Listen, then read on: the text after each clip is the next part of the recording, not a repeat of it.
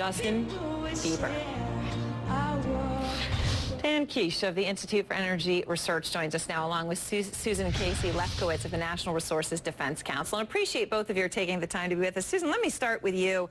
I know there's a lot of environmental concerns, and a lot of them very fair about this pipeline, but it does seem to be that the U.S. and Canada aren't quite linking together, tying together, being friendly together at the highest level the way you'd think they would be, considering how crucial they are to each other. That's right, and thanks so much for having me on the show, Erin. Basically, the U.S. and Canada have a real opportunity to be energy partners in the development of clean energy. But instead, what we see is Canada is putting a lot of its eggs in the tar sands basket, some of the dirtiest oil on Earth. And indeed, what they're really looking for is how to get the highest price for that tar sands. And right now, it's selling at a discount in the United States, and so they're looking abroad. They're looking at Latin America, they're looking at China and other parts of Asia, they're looking at Europe. Basically anywhere where they can get the most profit for their tar sands oil. Dan, I'm wondering, though, what happens if Canada goes ahead, say, with that other pipeline, which there are plenty of people in Canada who also think of environmental issues, but they go ahead with that pipeline to the Pacific coast, and they now invest in the infrastructure that leads them to China, where it seems there's a lot more official respect for Canada, a country the U.S. seems to take for granted. Once that investment's put in, all of a sudden we aren't going to get 99% of their crude oil anymore. That's exactly right, Aaron. The Canadians have been our best energy trading partners, and trading partners. They're our number one trading partner in the world anyway. Right. But with what they consider to be a slap in the face in terms of the Keystone Pipeline, they've decided to actually expedite the Enbridge pipeline, the Northern Gateway pipeline to the coast. And last week, when they announced their budget for this year, they announced that they were going to have streamlining and expediting procedures to make that happen. And so they're going to look to sell their oil wherever. They've got huge amounts of oil, and the question is whether it comes to us or it goes to China or India or other places around the world.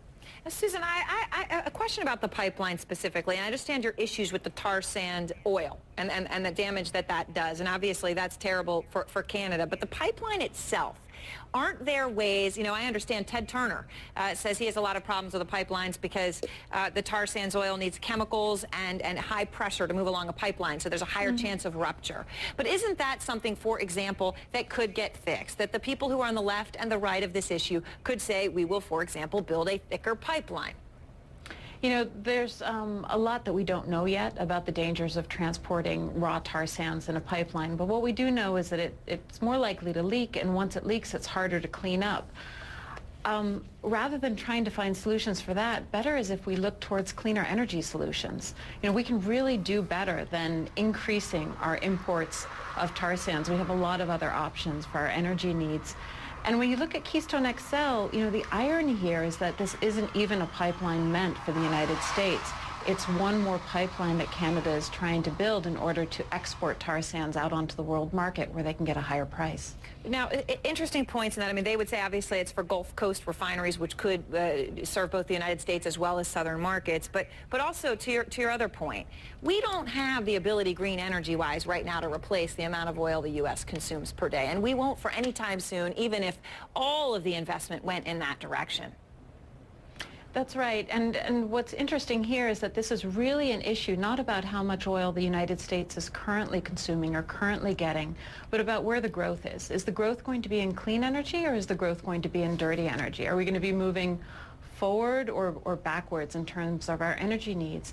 And when we look at the damage that climate change is doing every day already in the United States, in violent storms and floods and droughts and hurricanes, I think the only answer is that we need to be moving forward with clean energy. We don't need the additional tar sands that would come in a new pipeline. Dan, would you agree with that? Are we in a position where we could choose to simply say no to crude oil, whether it comes from tar sands or not? No. In fact, I disagree with everything she just said, because ultimately the oil through that pipeline is no different than any of the other oil that we're getting from Canada through pipelines today. And in addition to that, Venezuelan oil. And in essence, what Susan's told you is the real reason behind the opposition to the pipeline. It's all about global warming, and ultimately, if the Chinese decide to buy that oil from Canada, they're going to burn it. So it doesn't matter whether it's burnt here or in China or in India or you name it. It's carbon dioxide, and it knows no nation. And the Chinese have no intention whatsoever to reduce their use of oil. They're already selling more cars than we do, and within a couple of years they're going to be at 30 million units per year. All right, well, we're going to hit a pause on that, but we'll have you both back because obviously it's a crucial issue. Everyone let us know what you think. It's very hard when you get 99% of a country's exports when it's oil, and you're a country like ours that uses so much, to have that cut. Let us know what you think about how we should do something about it. Out front next, breaking news, the manhunt for the gunman who